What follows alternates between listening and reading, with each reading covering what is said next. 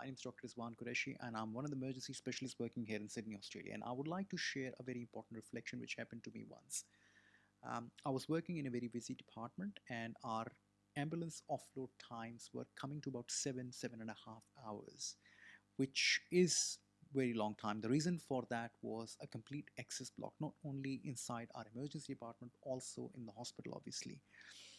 And I felt like that I should go out and tell the patient that they should all go home and follow up with the GP if they can. And one of the colleagues of mine rather agreed and said, in fact, you should go out in the waiting room and make an announcement that you should all go and follow up if you can with your GPs, and not wait in the hospital, because in the emergency department the current wait time is more than 7 hours.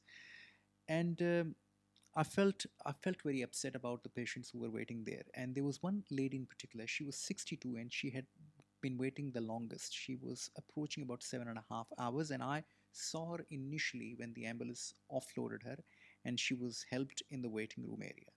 And she had come in complaining of right hand spasm. And I thought, like, spasm, right hand, going for a couple of weeks, couldn't be anything serious, could be just a spasm, muscle ache. So that's why we offloaded her into a waiting area. I called her back after about 7.5 hours, after all the busy things that had been going inside the emergency department. I said to her that, look, tell me more about your spasm, how long it's been going on for. She told me it's been a couple of weeks. Sometimes, it becomes very severe. I'm unable to sleep. And I said, look, I know that you've been waiting for a long time, but is there any way that you can go and follow up with the GP, and maybe he can look into it a bit more in detail? It looks like some sort of muscle spasm.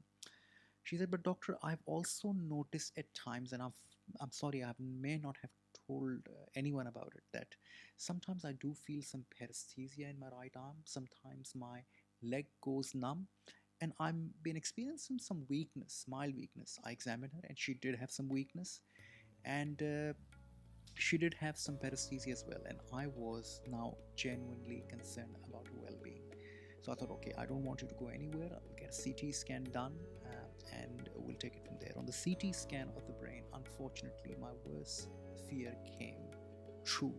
She actually had a large cerebral mass lesion.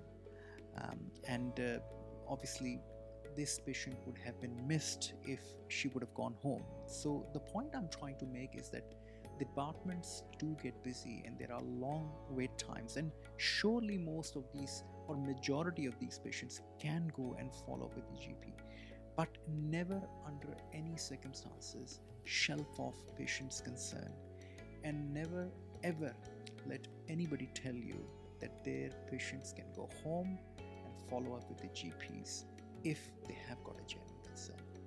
Look after yourself, and I hope that you can keep on looking after your patient with the same zeal and enthusiasm. Thank you very much. Khuda